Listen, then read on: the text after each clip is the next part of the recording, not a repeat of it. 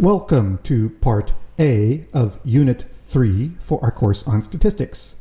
And in this unit, we'll be talking about making simple contrasts.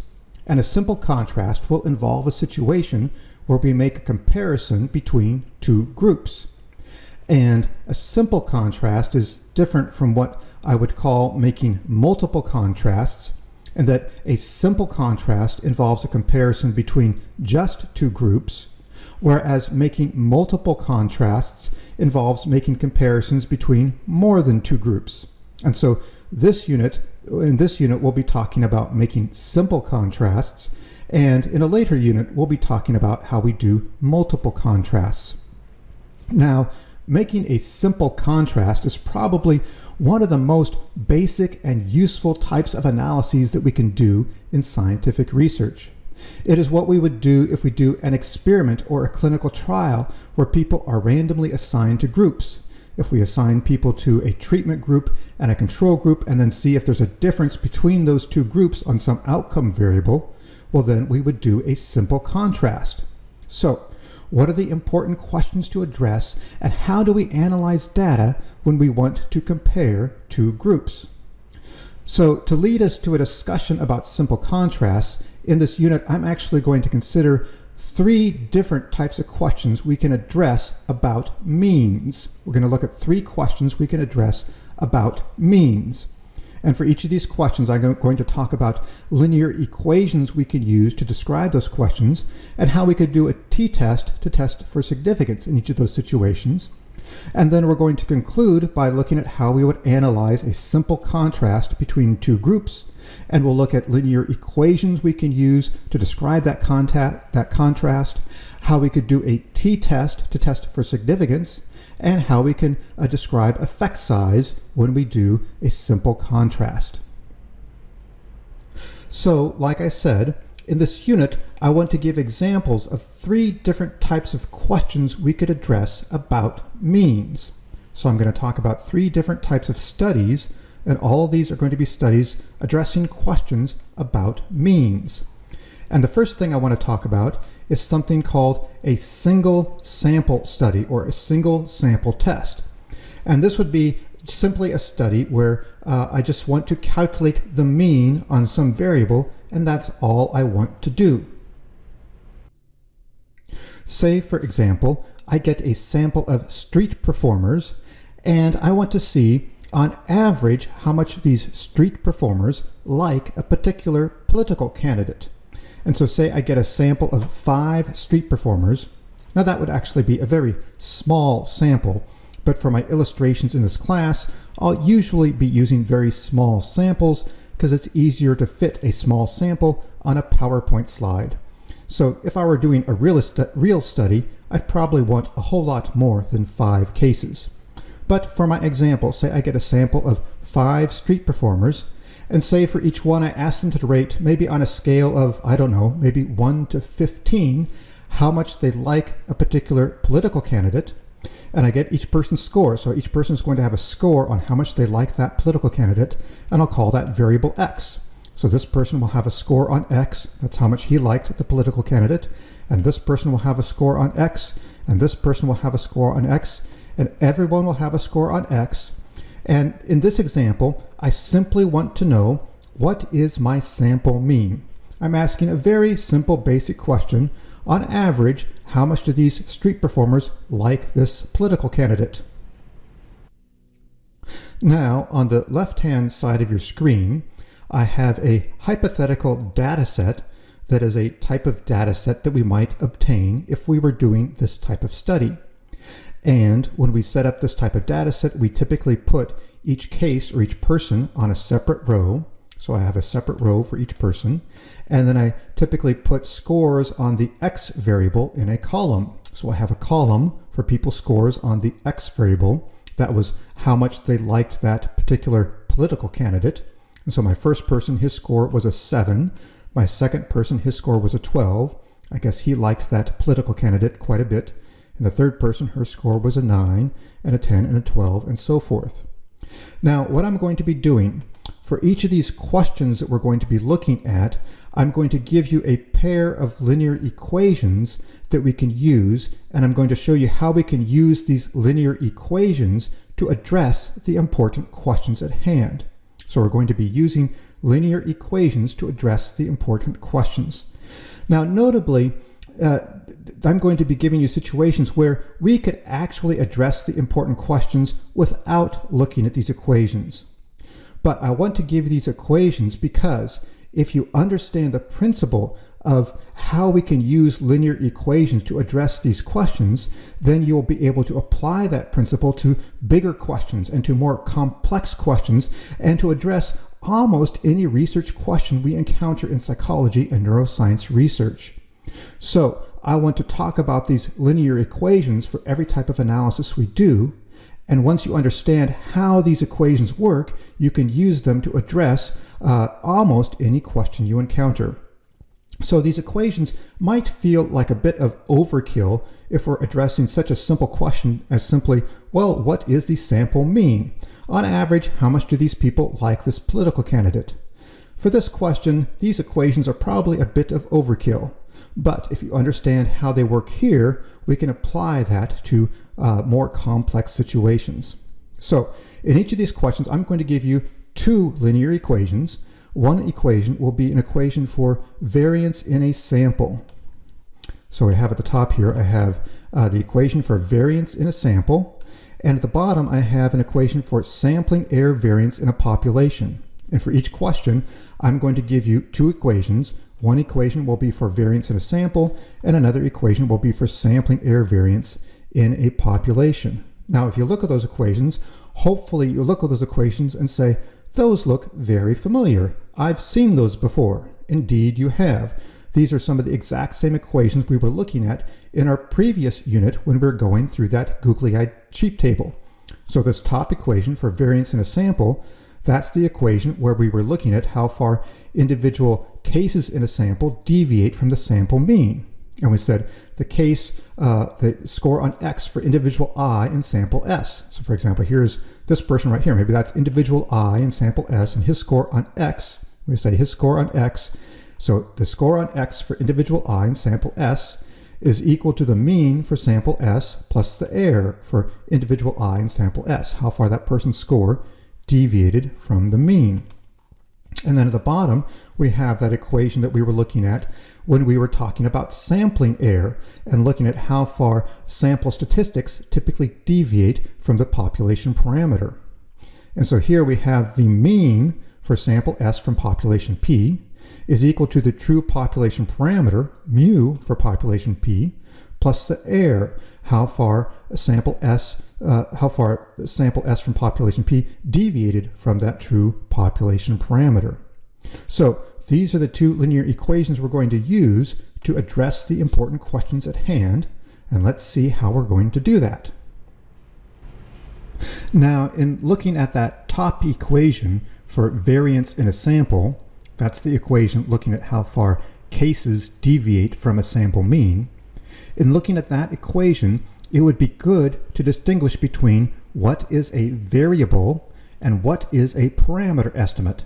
That equation includes variables and it includes a parameter estimate. So a variable is anything that will have variance within a sample. That is, it's something where people or cases can take on different values.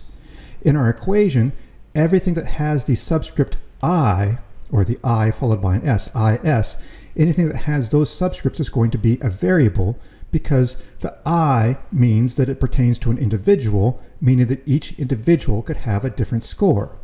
So the first person, he can have a score on X, the second person might have a different score, the third person might have a different score. It's possible some of the scores could be the same, but every person could potentially have a different score on X, and so we call that a variable.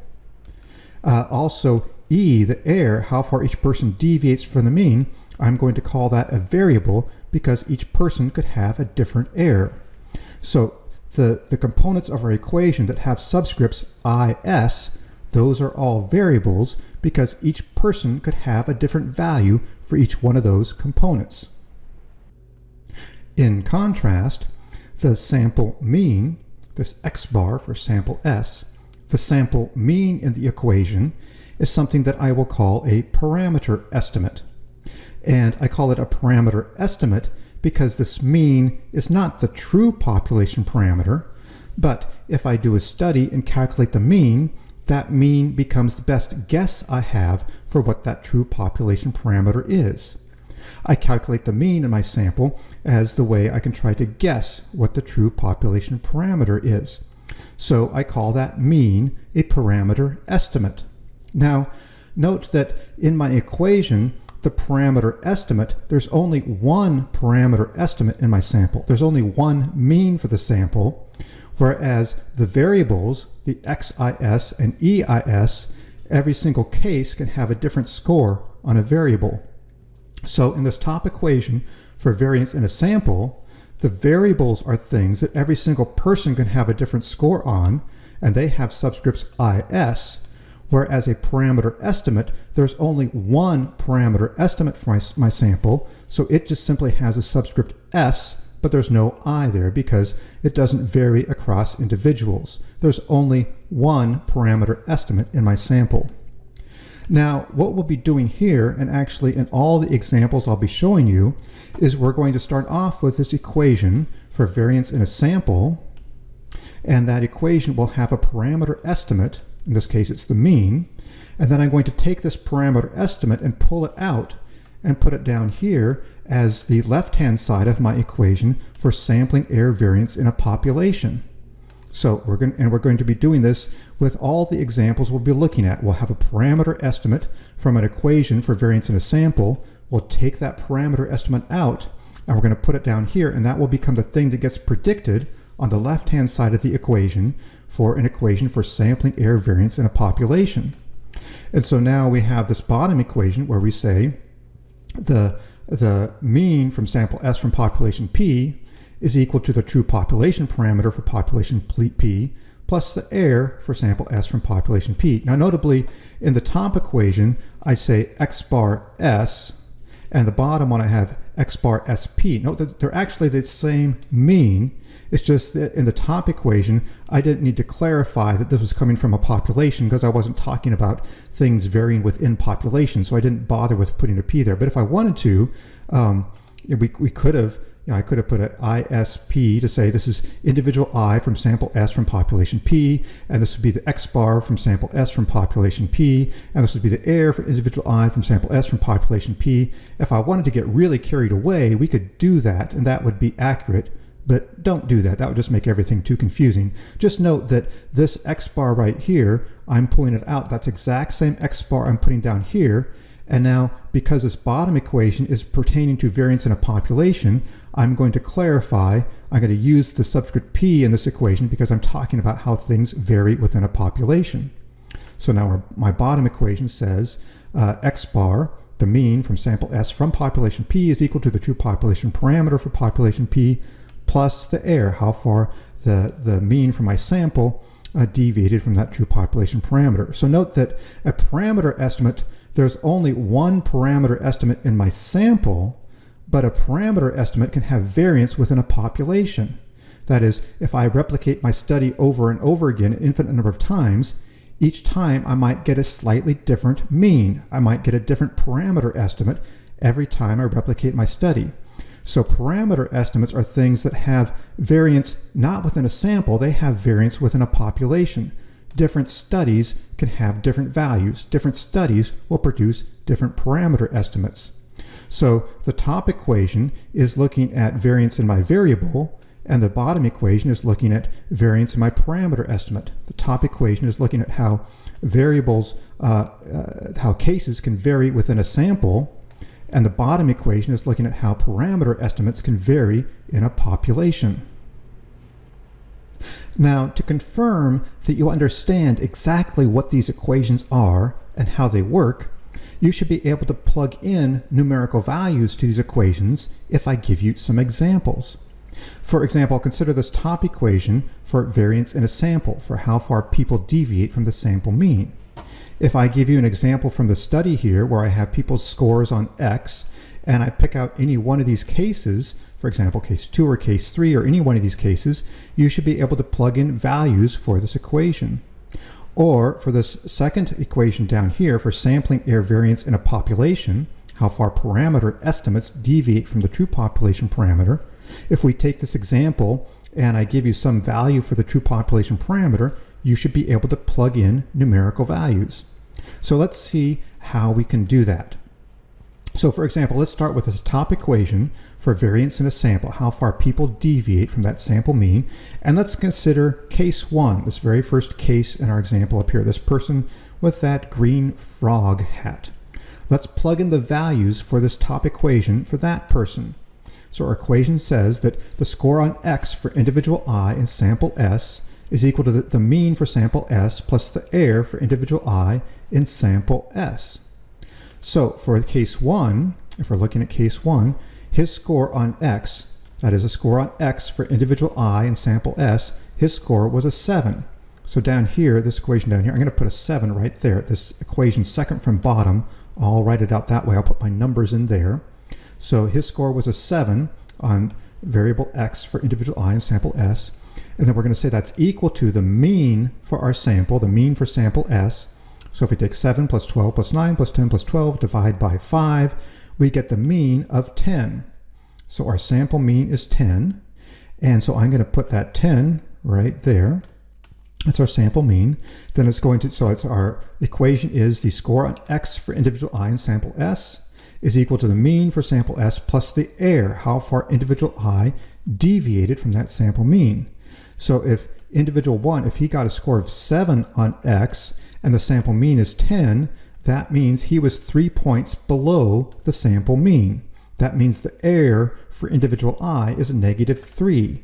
So I'm going to put a -3 right there. And there we have our equation for case 1, this top equation for variance in a sample.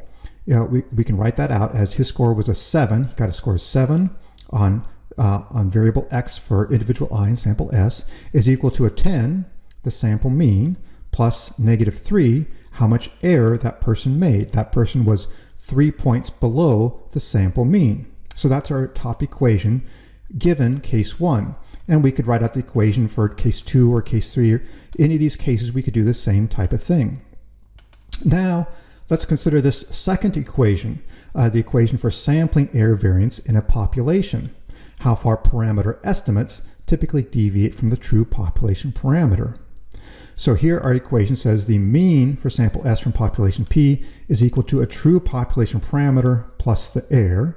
And so I need to give you some value for this true population parameter to be able to plug in numbers here. And let's just assume that the null hypothesis is true. And I'm going to do this for all the examples. Every time I might ask you to write in numbers like this, I'm always simply going to assume that the null hypothesis is true, and that will actually make things quite easy for us. So if we assume the null hypothesis is true, given this example, how would we plug in our numbers for this second equation for variance in a population, for sampling error variance in a population? So I have at the very bottom, I have the numbers plugged in here. So I take the mean for my sample, the mean from sample S from population P, and in this sample, my mean was 10. So I'll take that value 10, and I'll plug that in right there. And I'm going to say 10 is equal to a true population parameter plus error. And if I assume the null hypothesis is true, then the true population parameter will be 0. So I'm just going to plug in a 0 right here. And I say 10 is equal to 0 plus however much error I made if the null hypothesis is true. And that makes things really easy because if the null hypothesis is true, the effect is 0. And so whatever the value is for my parameter estimate, that's also the value of the error that I made if the null hypothesis is true. And that's actually, we're going to see that same pattern in all these equations. The second equation for looking at sampling error variance in a population, if we assume the null hypothesis is true, is always going to simplify to this basic equation where we say, if the null hypothesis is true, this equation becomes our parameter estimate is equal to 0 plus the value of our parameter estimate. So if the true population parameter is 0 and our parameter estimate was a 10, that means we were 10 points above the true population parameter, and therefore our error would be 10. So that equation becomes 10 equals 0 plus 10. So that is how we could plug in numerical values for this top equation, for variance in a sample, how far people deviate from the sample mean, and for this second equation, that equation for sampling error variance in a population, how far parameter estimates deviate from the true population parameter. Now, recall from when we were going through that googly-eyed sheep table that I talked about how each type of distribution has a standard deviation, and how when I gave you the linear equations, we said that the average absolute value of these e's was the standard deviation for that type of distribution. So if I have these two linear equations here, we can look at the average absolute values of the e's of these two equations, and that represents two different types of standard deviations. That is, in our top example, if I'm looking at how far cases deviate from a sample mean, then the average absolute size of these e's, the EIS, is just the regular standard deviation. So SD, just the regular standard deviation, is the standard deviation of the absolute value of these e's, of EIS, how far individual I from sample S deviates from that sample mean on average. And then in our second equation for sampling error variance in a population, these e's, this is ESP, the error for sample S from population P, how far that sample deviates from the true population parameter. The average absolute size of these errors is the standard error of the statistic. In this case, it's the standard error of the mean. And we symbolize that with SD subscript X bar. That stands for the standard deviation of the standard error of the sampling error of the mean. And the standard deviation of the sampling error of the mean is the standard error of the mean. And so the standard error of the mean is equal to the standard deviation of the absolute size of the errors from that second equation, ESP. So note that we can talk about these two types of standard deviations, a regular standard deviation and the standard error of our statistic, in this case the standard error of a mean. And in both cases we're looking at the average absolute deviations of these errors, but the average absolute deviations of EIS from the top equation gives us the regular standard deviation, and the average absolute size of the deviations of the ESP from the bottom equation gives us the standard error of the mean, the standard error of our statistic. Now, I mentioned that the key reason that I'm showing you these linear equations is because I want to show you how we can use these linear equations to address the key questions at hand. And I also mentioned that in this case, if I simply want to calculate a mean for a sample, I simply want to know how much on average these street performers like a particular political candidate. In this situation, these linear equations are probably a little bit of overkill. We don't really need to do these linear equations to answer the questions if I simply want to know what the mean is. On the other hand, if you understand how these equations work here, you can apply these linear equations to bigger, more complex questions. And if you understand in general how these linear equations work, well then you can use these linear equations to address just about any question you might encounter in doing research in psychology and neuroscience. So, what are the key questions we want to address here, and how can we use these linear equations to address those questions? Now, essentially, there's going to be two key types of questions we want to address. One is descriptive, and in this case, we simply want to know what is the parameter estimate. In other words, if I want to calculate the mean for my sample, well, what is that mean? So what's the parameter estimate? So that will answer a descriptive question about my sample. And the other question is going to be an inferential question about how well my parameter estimate describes the true population. How well does the parameter estimate describe the population? That's the inferential question. So let's see how we can use these two linear equations to address those two questions. Now, in this example, the answer for that very first question, the descriptive question, that is the question about what is the parameter estimate, well, the answer to that question is very easy, Because if I simply want to know what the mean is, I simply want to know on average how much do these street performers like a particular political candidate, well then the mean is the parameter estimate that I want to know, and my equations have the mean in them. So here I have the mean for sample S, and it's the same mean down here, x bar SP, the mean for sample S from population P. And the mean in these equations, that mean is the thing that answers the descriptive question, because the mean is the population parameter estimate, and that's the thing I want to know that answers that first descriptive question. Now, what about that second question? That's the inferential question. And the inferential question has to do with the extent to which results from a sample reflect something true about the population. They have to do with whether results from a sample might simply be random chance fluke findings, or if results from a sample represent something real about the nature of the population. And whenever we're dealing with the inferential question, that's always a question about sampling error. The inferential question always pertains to sampling error, because sampling error has to do with the extent to which a statistic from a sample might deviate from that true population parameter. And the extent to which a statistic from a sample deviates from the population parameter, that's the key concern of the inferential question. And whenever we're asking the inferential question and we're dealing with sampling error, we're going to be focusing on the e's from the second equation, from the equation for sampling error variance in a population. That's the error telling us how much statistics from a sample deviate from that true population parameter, these ESP, the error for sample S from population P. So whenever we're answering that inferential question, the inferential question is always going to pertain to sampling error, and our approach to addressing that inferential question is going to focus on these errors, the ESP, how far statistics from studies deviate from the true population parameter. And I have on the screen here a question, and you should be able to answer this question. This is actually a review question. So, what is the average deviation of the absolute values of these E, the ESP? That's our errors from our equation for sampling error variance in a population. What is the average deviation of the absolute value of ESP? You should be able to answer that. And the answer is the standard error of the mean, or the standard error of our statistic. And in this case, it's the standard error of the mean.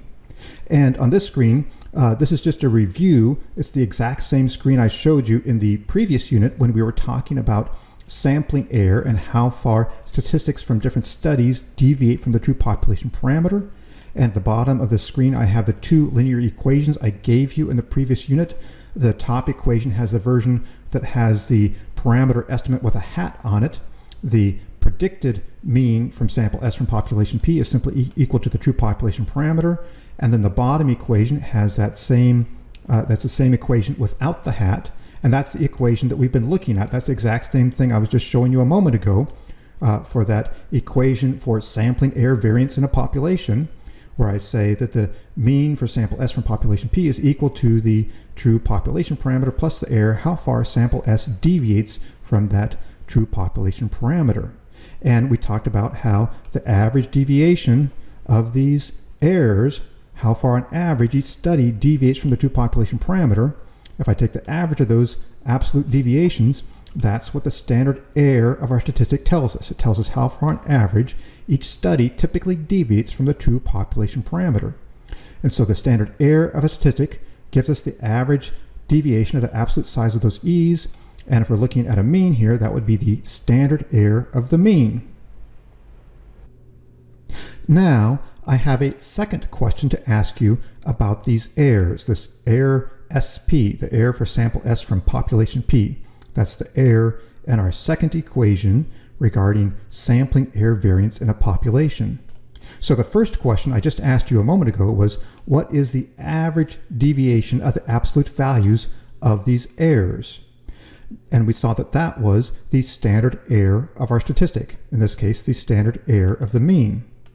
Now, the second question I want you to consider is this.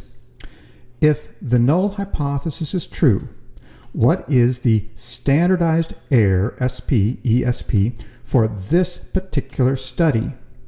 Note how these two questions differ from each other.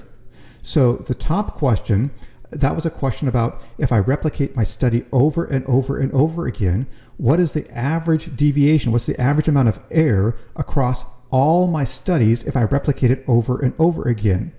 So the top question is asking about the average deviation across an infinite number of replications. The second question here, I'm asking about just one particular study.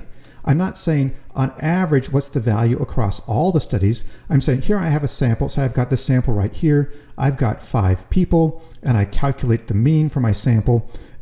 So in this particular study, the second question pertains just to this particular study. What is the amount of error that I made? And I want to get a standardized error. I want to measure my error in standardized units. That is, I want to measure my error in standard error units. And I'm going to assume that the null hypothesis is true. So this top question, to say what's the average deviation, we didn't need to assume anything about the null hypothesis to answer that question. And in the top question, I wasn't asking you to standardize anything. And I was just saying, if we replicate our study over and over again an infinite number of times, on average, what's the amount of error that we make? So that's what the top question is asking. This bottom question, we're going to now make an assumption that the null hypothesis is true and ask about the error for just one single particular study, and I want to get that error in standardized units. That is, I want to measure my error in standard deviation units, or specifically standard error units, units that are the standard error of the mean. So, what statistic could we calculate that would answer this second question? And if you think about it, I think you could figure out what the answer is. And the answer is a t-value. A t-value tells you how far a statistic from a study deviates from a true population parameter measured in standard error units, assuming the null hypothesis is true. And to clarify how a t-statistic does that, it may be helpful to review the comparison between a t-statistic and a z-statistic. So at the top of the screen I have the t-statistic on the right. Recall that's where you take a statistic and you subtract from it the true population parameter, which you assume is 0, and then you divide it by the standard error of your statistic, and that always simplifies to a statistic divided by its standard error. And on the left I have the formula for a z-score, where you're calculating a z-score for a single person or a single case to see how far that case deviates from a sample mean. So we take that person's score on X, subtract from it the sample mean, and then divide it by the standard deviation, and that gives you a z-score for a single person. And we can think of a z-score for a single person gives you a standardized EIS for that single person from this bottom equation here. This is this equation on the left. That's the equation for variance in a sample, how far people deviate from the sample mean. And so EIS from this equation tells you how far individual I deviated from the sample mean. And so if we calculate this z-score for a person, we're essentially getting a standardized score for that person that tells you how far that person deviated from the sample mean in standard deviation units. That's the standardized score for that person. And that's the same thing as saying, what is the standardized EIS? What's the standardized error for individual I in sample S? And the error for individual I in sample S is how far that individual deviated from the sample mean. And when we turn scores into z-scores, we're measuring the size of that error, the size of that deviation in standard deviation units. So we can say a z-score is a standardized EIS for a single person. That's the EIS from our equation for variance in a sample, how far people deviate from the sample mean. And in comparison, a t-value is going to apply to a study, and it's going to give us the standardized ESP for a single study, assuming the null hypothesis is true.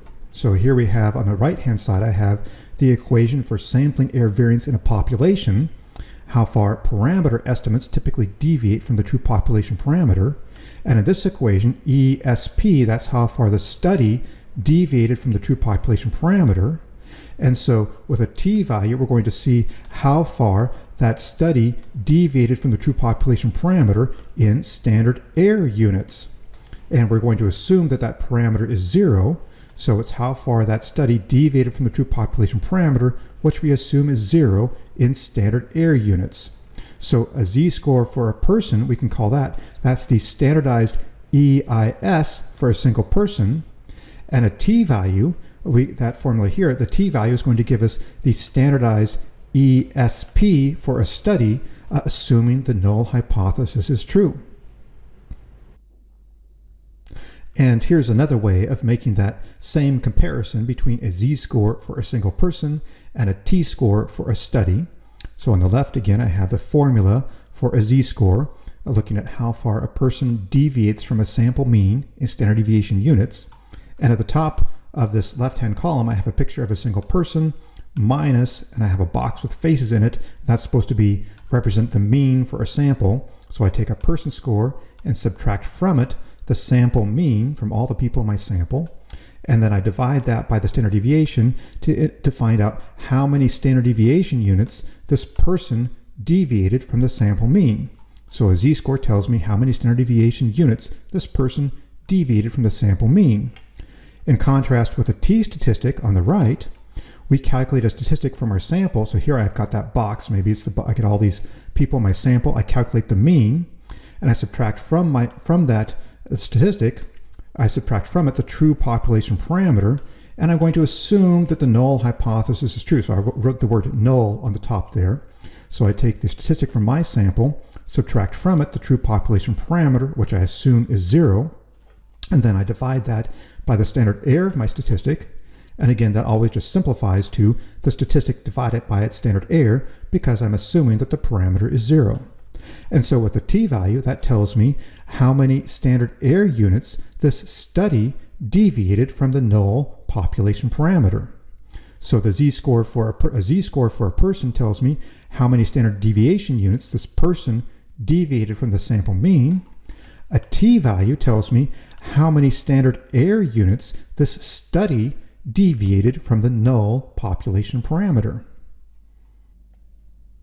And to take this comparison one step further, recall that with a z-score, if scores fit a normal distribution, then we can use z-scores to determine probabilities. And after we calculate someone's z-score, we can calculate what is the probability, for example, of randomly selecting a person with a score this high. So if scores fit that normal distribution, we calculate a z-score, we can use that z-score to determine probability. For example, what is the probability of randomly selecting someone with a score this high? And for a t-score, we know that t-scores actually always will fit a t-distribution. And so once we calculate a t-score for a study, we can calculate what is the probability of randomly selecting a sample that produces a statistic this high. So with a z-score for a person, we could calculate the probability of randomly selecting a person from a sample with a score this high. With a t-score, when we calculate probabilities, we calculate the probability that we could randomly select a sample that would produce a statistic this high. And now let's see how we can actually proceed to calculate a t-test with this example. Now, the example we've been considering is an example where I have a sample of people and I'm calculating a single mean for that sample of people. For example, maybe I have a sample of street performers and I ask them to rate how much they like a particular political candidate, and then I simply calculate the mean on that variable. So we're simply calculating a single mean from a single sample. And we will call this, if I calculate a t-test in this situation, if I calculate a t-test for that single mean for my single sample, I will call this a single sample t-test. So a single sample t-test is when we calculate a t-test for a mean from a single sample. A single mean from a single sample. Now, when we do this t-test, when we calculate a single sample t-test, the null hypothesis that we will be testing is the null hypothesis that the true population parameter is 0, meaning that the null hypothesis is that the mean in the population is 0, that the true mean on our variable in the entire population is 0. And that is actually somewhat of a funny, odd type of null hypothesis to test. It would be unusual, it would be highly improbable for the mean to be 0 in most cases. If I have a scale asking people how much they like a political candidate, and my scale ranges, say, between 0 and 15, it would be highly improbable that the mean is actually 0. That would require everyone saying 0 on the scale. In some cases, maybe even my scale ranges from 1 to 15, and maybe 0 isn't even on the scale, and that would make it a really weird null hypothesis to test. And as it turns out, I can't think of many research situations where I would really want to test a null hypothesis that the mean is actually 0. That would be a rather odd hypothesis to test, and there's not many practical situations where I would really want to do a single sample t-test. But if we explain how we can do a single sample t-test, even though the null hypothesis here is a rather weird null hypothesis, if we explain how to do it here, we can take this information and apply it to other settings where our null hypothesis will be an important hypothesis. It will be a reasonable hypothesis that we really want to test. So we're going to explain it here, and it's probably easiest to explain how a t-test works using this single sample example, and we'll use this as a foundation, and then we'll take it from there and look at other situations where we have a null hypothesis like that a difference between means is 0, and that is something that we really do want to attest. So we'll start with doing a t-test in a single sample situation with this silly null hypothesis, and then we'll proceed to other situations where we have important null hypotheses to test. So on the right, again, I have just a summary of the formula for our t-statistic. We take a statistic minus a parameter, which we assume is 0. Here's my little picture on top. Say we get the mean for our sample, and we subtract from it the true population parameter, which we assume is 0, divided by the standard error of our statistic. And as I mentioned previously, the formula for a t-value will always simplify to a statistic divided by its standard error. Or as the song says, a t-stat is always where you divide a stat by its standard error. So in this case, our statistic is the mean for a sample, x bar.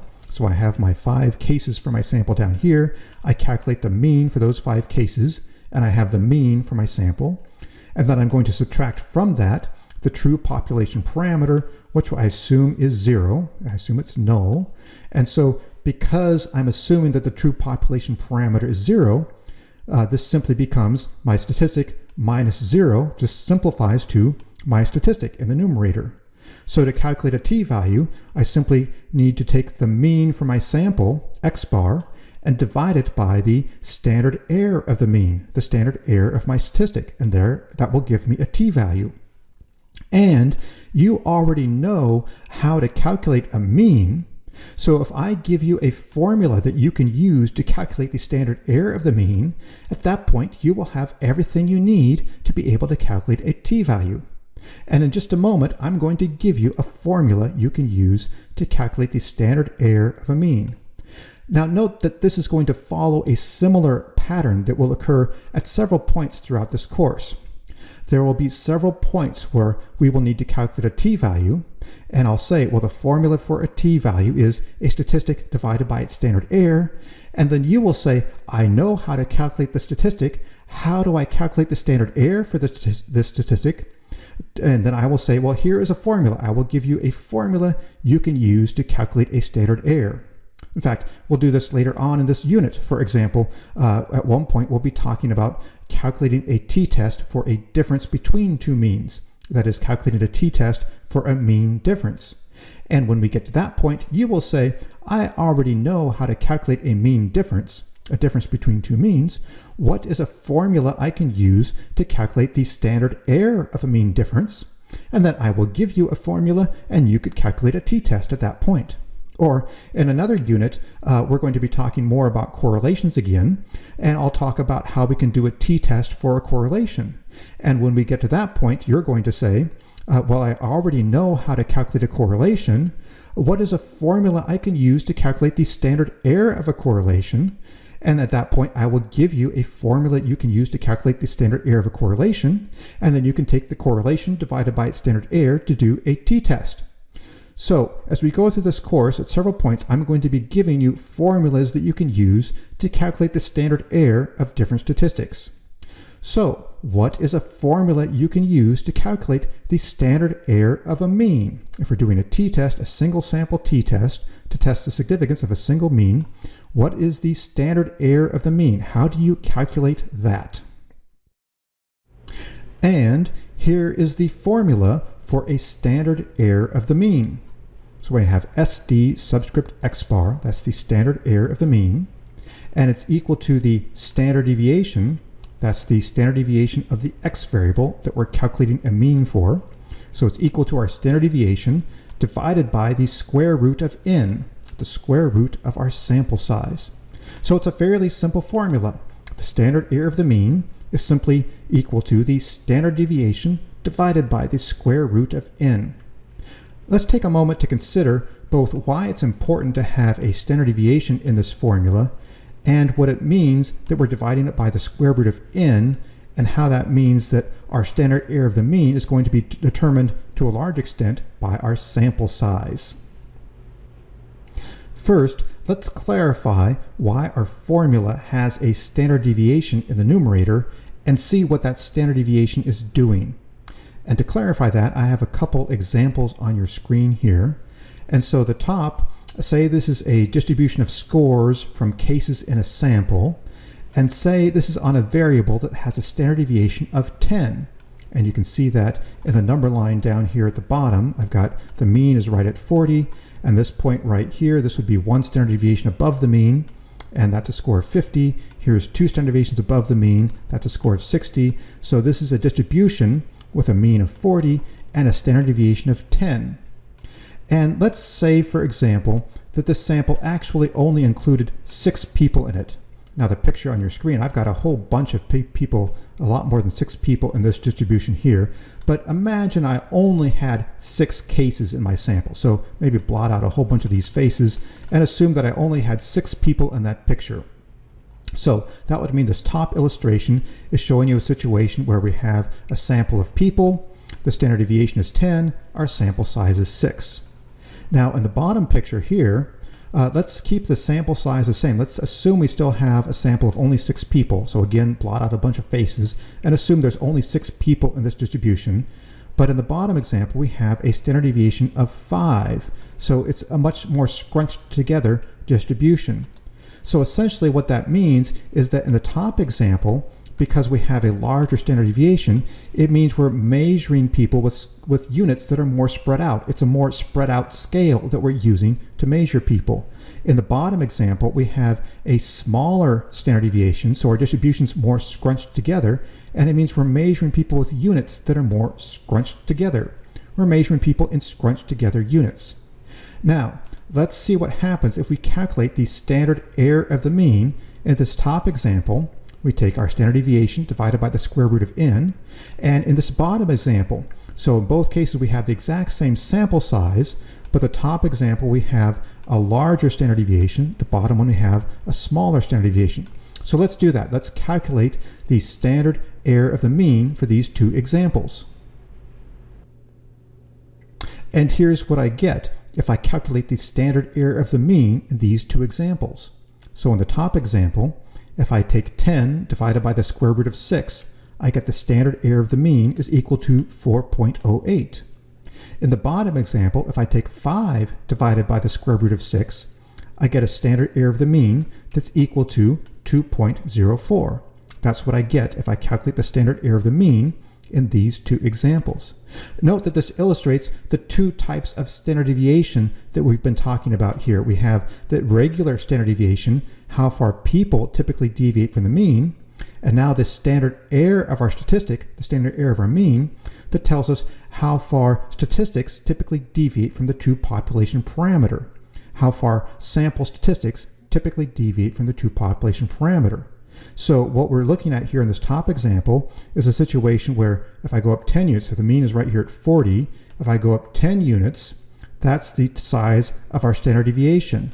I'll draw a double-headed arrow here on the screen. That's how much people typically deviate from the sample mean. People typically deviate from the sample mean by 10 units. So the standard deviation is 10 units long. In contrast, if we ask the question, how far do sample statistics typically deviate from the true population parameter? If I estimate the mean for a sample and then I replicate my study over and over and over again, and each time I calculate the mean for my sample, how far do the means from all my samples typically deviate from the true population parameter? Well, that's the standard error of our mean, and that's 4.08. That's what we get right here, 4.08. So again, if our true population parameter is right at 40, I'll put this line here right at 40, then if I go up on our number line here, 4.08 units, this is one standard error unit. That's one standard deviation. You're looking at our distribution of measurement error. So one standard deviation on our distribution of measurement error, that's one standard error of measure unit. So going from 40 to here, I'm going to draw a double-headed arrow here. And this is a much smaller double-headed arrow because that's going to be a length that's 4.08 units long here. And so this double-headed arrow, if you can see it, it's looking kind of sloppy there, but this, I'll circle here, that, now I'm making it really messy.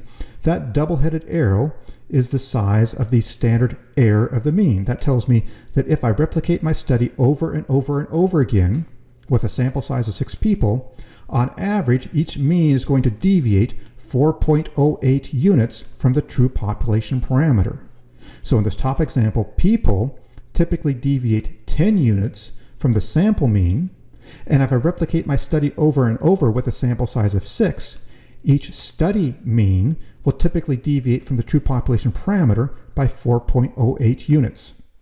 Now note that the standard deviation is a larger number than the standard error of the mean, and that will always be true.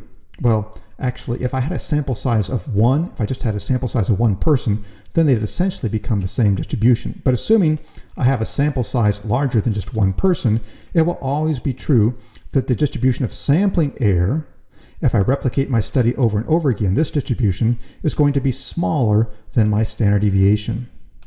Now let's look at the distribution on the bottom of the screen here.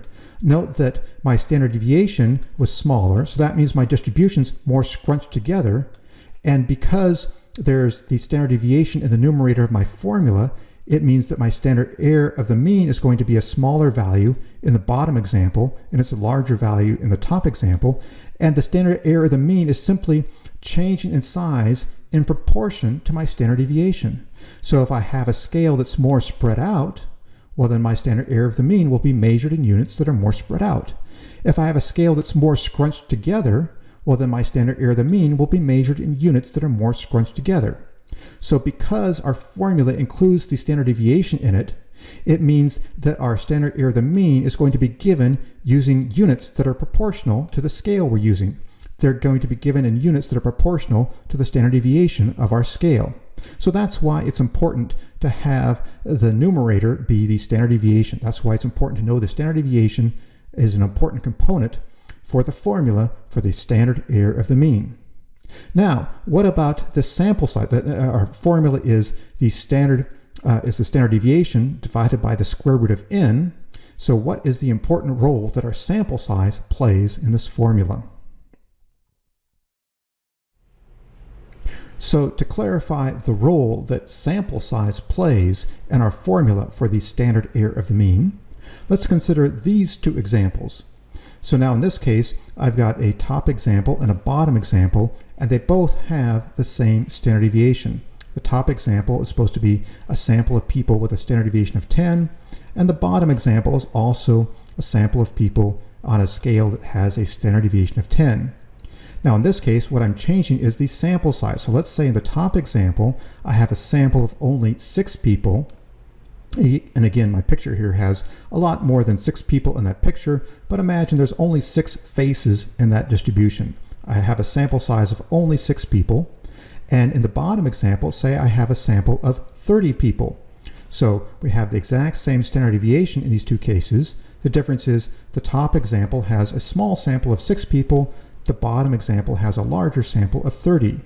Now let's calculate the standard error of the mean for these two examples and see how that looks. So for our top example, and this is actually the same one we've seen before, if we take 10 divided by the square root of 6, we get our standard error of the mean of 4.08. And then in our bottom example, if we increase our sample size to 30 people, our formula for the standard error of the mean becomes 10 divided by the square root of 30, and that's equal to 1.83. So we see we have a much larger value for the standard error of the mean in our top example, and we have a smaller value in the bottom example. And that reflects the thing I've been talking about before, that the standard error of a statistic is largely determined by your sample size. When you have a large sample, your standard error of a statistic will be small, and when you have a small sample, your standard error of a statistic will be large. And we can see this in this picture here, and this makes sense. So if I'm doing a study and I only have 6 people in my sample, each time I replicate my study, I'm going to get a lot of differences between those studies. So this distribution, this blue distribution with all the X bars in it, that distribution is wider than in the bottom example. That distribution is more scrunched together. Even though the distribution of scores in the sample, this broader distribution showing my standard deviation, that distribution is the same in both the top example and the bottom example, but the inner distribution, the distribution of our sampling error, is much wider in the top example, and it's more scrunched together in the bottom example. And so if I have samples of 6 people, and if I do a study, get 6 people and calculate a mean, and then replicate my study, get another 6 people, calculate the mean, and replicate it over and over and over again, each time I do my study, the means are going to deviate from the true population parameter by about 4.08 points, and I'll get a fair amount of differences between my studies. But if I increase my sample size to 30 people, then I'm going to get less fluctuation between my studies. I'm going to get less differences between my studies. Each time I replicate my study, I'm going to get a mean that comes much closer on average to my true population parameter. When I have a small sample, the means can and the statistics can deviate widely from the true population parameter. And as I increase my sample size, my statistics on average come closer and closer to that true population parameter. So with a sample size of 6 people, each mean typically deviates about 4.08 units from the true population parameter. But if I increase my sample size to 30, each mean for my sample deviates only 1.83 units from the true population parameter. My statistics come closer and closer to the true population parameter as my sample size increases. And so the larger my sample, the smaller the value I will get for the standard error of a statistic. So now you have everything you need to be able to calculate a t-value for a single sample t-test. That's a t-test where you're testing just a single mean from a single sample. So your t-value is equal to your mean divided by the standard error of the mean, and you calculate the standard error of the mean by taking your standard deviation and dividing it by the square root of n. So if you calculate the standard error of the mean and take the mean divided by its standard error, you will have your t-value. And then at that point, you are ready to determine the probability of your t-value. Recall, that's how the process of significance testing goes. First, you calculate a test statistic, and then you determine the probability of that test statistic. So in this case, your test statistic is your t-value. So once you calculate your t-value, the next step is to determine the probability of that t-value. And you can determine that probability by looking it up on a t-table, or using a t-calculator, or using a statistical software package that will calculate the probability of your t-value. And to calculate the probability of a t-value, you will need 2 things. First, you will need to know what your t-value is, and then second, you will need to know your degrees of freedom, because recall that I said that a t-distribution is actually a family of distributions that changes shape just slightly depending on your sample size, or specifically depending on your degrees of freedom. So to determine the probability of a t-value, you need to know what your t-value is, and you need to know a degrees of freedom. And for a single sample t-test, your degrees of freedom is simply n minus 1, sample size minus 1. So once you know your degrees of freedom, in this case, sample size minus 1, your t-value, then you can determine its probability.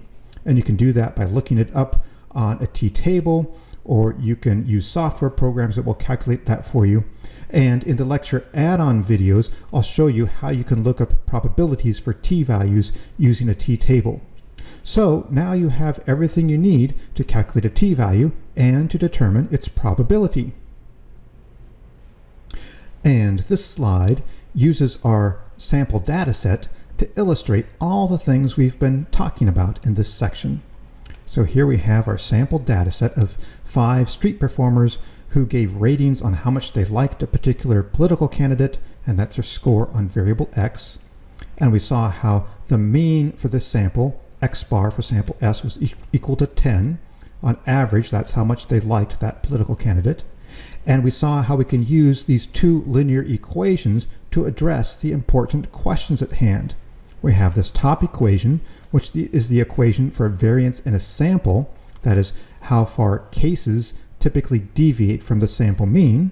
And then we have this bottom equation, which is the equation for sampling error variance in a population, that is, how much sample statistics typically deviate from the true population parameter. That is, it's how far parameter estimates from samples typically deviate from the true population parameter.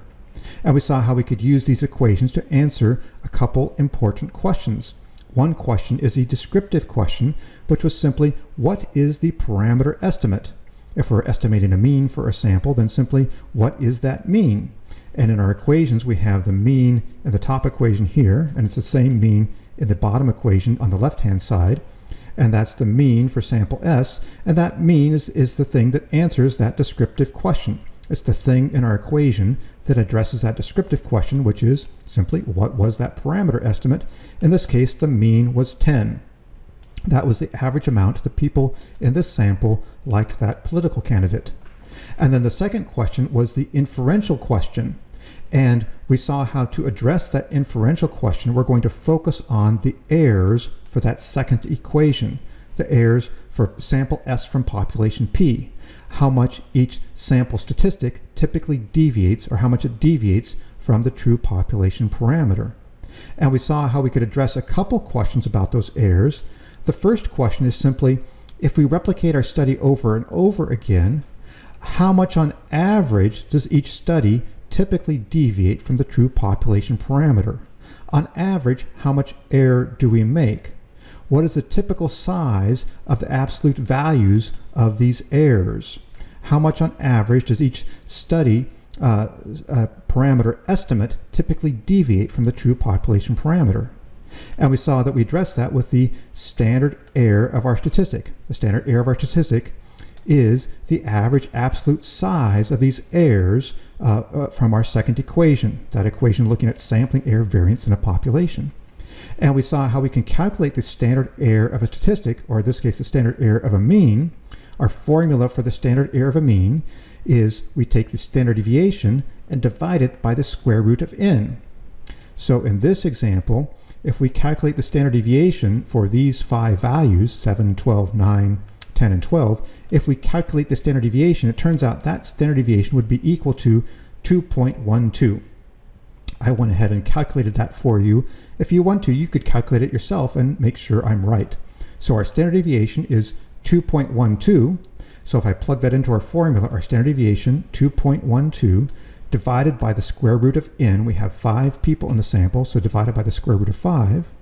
And when I calculate that, I get a value of 0.95. So the standard error of the mean is 0.95.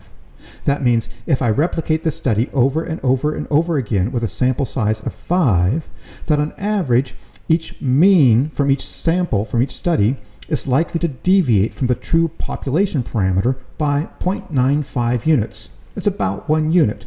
In other words, each time I replicate my study, I'm likely to be off from the true population parameter by about 1 unit, almost 1 unit. That's how much error I will typically make in each study if my sample size is 5 people.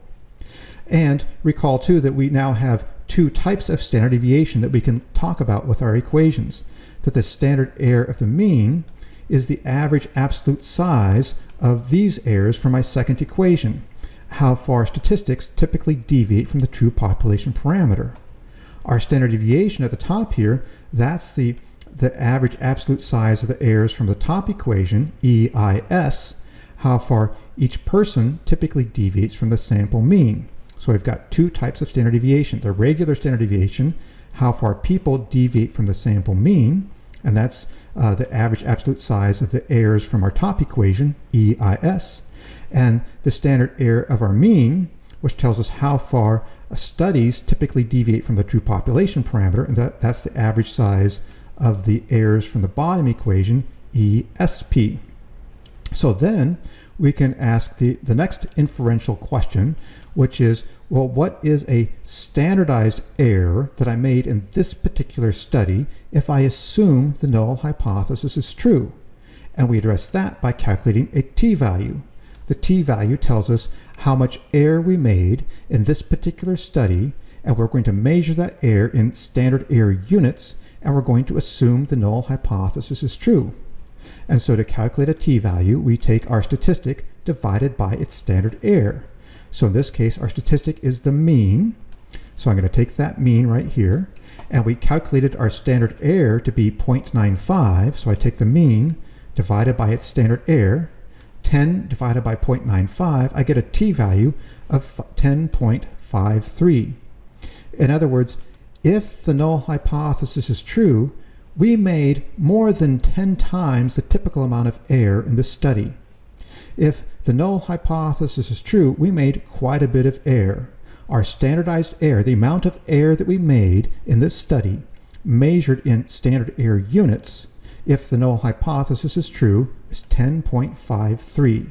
We made about 10.53 times the normal amount of error in this study. That's a lot of error. And then at this point, if we wanted to determine probability, we could look up the probability of getting a t-value of 10.93, and we would have n minus 1 degrees of freedom. We'd have 4 degrees of freedom. FDF, our degrees of freedom, will equal 4. So we could look this up on a t-table or use a t-calculator. Now, if we look this up, we're going to find that this will definitely be significant. Our probability is going to be a very small value. In fact, it's probably going to be something smaller than, I'm going to say, probability less than 0.001. This is something that will, if we looked it up on a t-table, we would find that we would get a result this extreme. It would occur very rarely. Less than once in 1,000 times would we ever get a t-value this large. So this would definitely be significant because our p-value is less than 0.05. We would say this is a significant result. We would reject the null hypothesis and claim that we have detected a non-zero effect. Now, one reason why this t-value is so large is because we're actually testing a rather silly null hypothesis. Notice that in the sample, there's no one even scored anywhere close to a 0, so it would be rather crazy to suggest that in the population the true parameter is 0. So because we're testing something kind of silly here, it's not surprising we got a very large t-value. But if we do test the significance, if we looked up the probability of that t-value with 4 degrees of freedom, we would discover that the p-value is a very, very small value. So small, I'm just going to say it's less than 0.001. This t-value, if the null hypothesis is true with 4 degrees of freedom, we would only get a t-value of 10.53. Once less, it would occur less than once in 1,000 times, a very rare event. So we would call this significant. And that gives you everything you need to calculate a t-value and determine probability for a single sample t-test. And that completes everything for part A of Unit 3.